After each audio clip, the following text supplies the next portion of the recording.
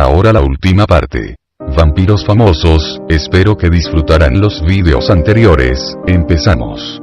Vampiros famosos. Drácula. En el siglo XV, uno de los príncipes de Valaquia, provincia bajo la dominación turca, ubicada entre los Alpes de Transilvania y el Danubio, es conocido con el nombre de Vlad Drácul. Este último término significa dragón, el emblema del rey. Cuando su hijo Vlad IV, nacido en 1430, lo sucede a la edad de 25 años, recibe el título de Drácula, es decir, hijo del dragón. Desde su infancia, Vlad Tepes es confrontando con la violencia. Ve a su padre asesinado y su hermano mayor enterrado vivo. Fue educado como cristiano en Transilvania, pero su padre le dejó como rehén entre los turcos cuando solo tenía 13 años, y de repente el joven Drácula se encontró rodeado de personas cuyo lenguaje y religión no comprendía. El padre y la madre de Drácula volvieron a casa dejando abandonado al chico en Turquía, y el sultán le retuvo allí como una especie de seguro humano que le garantizaba que el padre de Drácula no le atacaría. El joven Drácula fue enviado en barco hasta el castillo de Grigos, una fortaleza que se encontraba a gran altura en las inaccesibles montañas del Asia Menor. Drácula estuvo prisionero allí desde 1444 hasta 1448, cuando le llegó la horrible noticia de que su padre había violado la promesa hecha al sultán y había declarado la guerra a los turcos, siendo plenamente consciente de que obrando así ponía en peligro la vida de su hijo. El padre llegó al extremo de hablar de ello en una carta dirigida a varios pueblos y ciudades de Transilvania. Esta terrible traición debió enseñar a Drácula que la vida no vale gran cosa. Por suerte, pero no gracias a su padre, el sultán decidió no replicar matando a Drácula, y siguió utilizándolo como peón en sus planes y negociaciones diplomáticas. Vlad Drácula acabó consiguiendo hacerse con el poder en el sur de Rumania gracias al apoyo de los turcos. Vlad Tepes, a pesar de su sombría personalidad, es aún considerado por muchos rumanos como héroe nacional por haber intentado liberar las provincias rumanas de Valaquia, Moldavia y Transilvania del demonio de invasor turco. Él es uno de los jefes guerreros más temido por las tropas de ocupación del sultán Mehmed el Conquistador. Sin embargo, en 1462, es vencido y debe refugiarse en Hungría, donde es nuevamente tomado prisionero por razones políticas hasta 1473. Drácula no quería alrededor ningún heredero en potencia que pudiera desafiar su poder absoluto. En una ocasión en que estaba de muy mal humor, su amante cometió la imprudencia de creer que podría animarle diciéndole que estaba embarazada porque daba por sentado que Drácula se alegraría de oír esa buena noticia. Drácula no se alegró. No puede ser, le dijo, y tomó un cuchillo y la abrió en canal para que todo el mundo pudiera ver dónde se encontraba su fruto. Drácula utilizó todo tipo de procedimientos para eliminar a cualquier joven rival al trono. El padre de Drácula había sido ilegítimo y consiguió reinar, por lo que Drácula procuró librarse de tanto hijos legítimos como ilegítimos. El empalamiento en una estaca de madera o hierro es su método favorito para deshacerse de los prisioneros turcos o de sus opositores, de ahí su sobrenombre. En el siglo XV, su crueldad es conocida y grabado alemán de 1499 lo muestra festejando en medio de los cadáveres empalados. Se estima entre 50.000 y 100.000 el número de sus víctimas empaladas, quemadas o incluso desolladas vivas durante su corto reinado de una decena de años. Como sutil refinamiento, el príncipe a menudo manda engrasar o arromar la punta de las estacas para prolongar la agonía de sus ejecutados. Su sadismo no conoce límites. Crónicas locales cuentan que para castigar a unos emisarios turcos que no se descubrieron en su presencia, ordena que se les clave fez en el cráneo.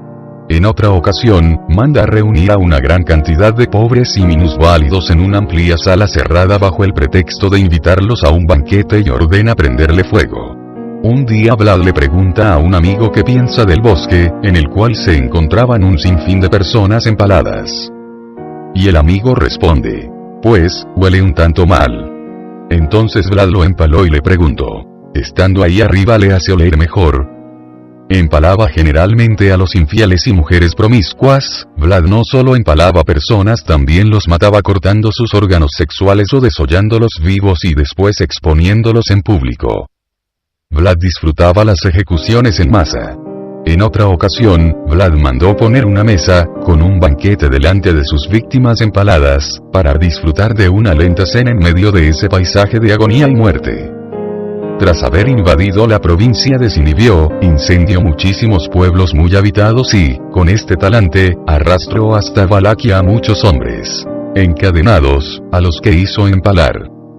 Algunos mercaderes, que se sentían atraídos por la promesa de recibir protección por parte del Estado, fueron despojados de todos sus bienes y asesinados mientras atravesaban Valaquia cargados de mercancías preciosas. Ordenó que le llevaran desde Bursia a 400 niños para enseñarles la lengua de Valaquia. En lugar de eso, los hizo encerrar en un horno para ser quemados. Hizo que asesinaran a los hombres más nobles de su estirpe y a todos sus parientes cercanos, junto con sus mujeres e hijos. Hizo enterrar a algunos de sus servidores hasta el ombligo y los atravesó con sus flechas. A muchos otros los desolló. Capturó en batalla a un cierto Daim, hijo de otro Daim voivoda. Mientras estaba todavía vivo y consciente, le hizo construir una tumba y ordenó a los sacerdotes que celebraran sus exequias. Una vez estas se hubieron llevado a término, cortó la cabeza al prisionero.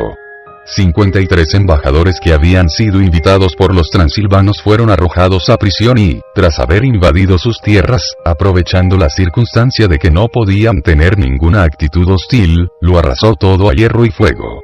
Hizo empalar a Seilino, jefe de sus tropas, porque no había sabido satisfacer su monstruosidad. Hizo empalar hombres de Bursia, que habían caído en sus manos mientras se dirigían a otra provincia. A un cierto Segano, que rechazó colgar con sus propias manos a un ladrón que había sido hecho prisionero, lo hizo cocer en una gran caldera y lo dio a comer a sus conciudadanos. Llegó a arrancar del seno de sus madres a bebés que estaban mamando para estrellarlos contra una roca ante ellas. Llegado a la provincia de Transilvania, convocó a todos los valacos que allí habitaban, ofreciéndoles su amistad. Una vez los tuvo reunidos, lanzó a los soldados contra ellos y los exterminó. Luego, incendió sus poblados. Se dice que con estos métodos mató a más de 30.000 personas. En el año 1462, el emperador de los turcos, a cuyo poder estaba sometido, le pidió un tributo.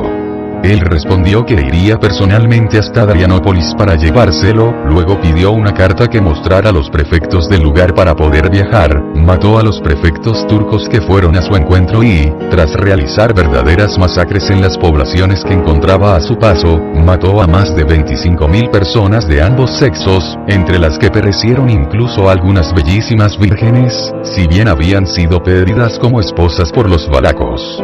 Llegó hasta Valaquia a un gran número de prisioneros, algunos de los cuales fueron desollados, otros fueron asados sobre el fuego atravesados por varas de hierro y otros fueron hechos en aceite hirviendo. Los restantes fueron empalados. El campo en el que sucedieron estos hechos parecía una selva de palos. Tras haber cometido tales fechorías, fue por fin capturado por Matías, rey de Hungría, el mismo invierno en el que el Papa Pío volvió a Roma procedente de Todi. Durante una batalla con los turcos que tuvo lugar a finales de 1476, Drácula depuso el uniforme de un soldado turco para poder inspeccionar mejor el campo de batalla. Se encontró con unos cuantos soldados suyos, y se supone que no lo reconocieron a causa del disfraz de turco y le dispararon flechas. Drácula mató a 5 o 6 soldados con su lanza, pero la inferioridad numérica era abrumadora. Los soldados dispararon más flechas y le mataron. Después le cortaron la cabeza y se la entregaron a los turcos como trofeo de victoria porque los soldados turcos seguían teniendo un miedo terrible al hombre a quien llamaban el príncipe empalador. El sultán exhibió la cabeza de Drácula en las murallas del castillo Topkapi de Estambul.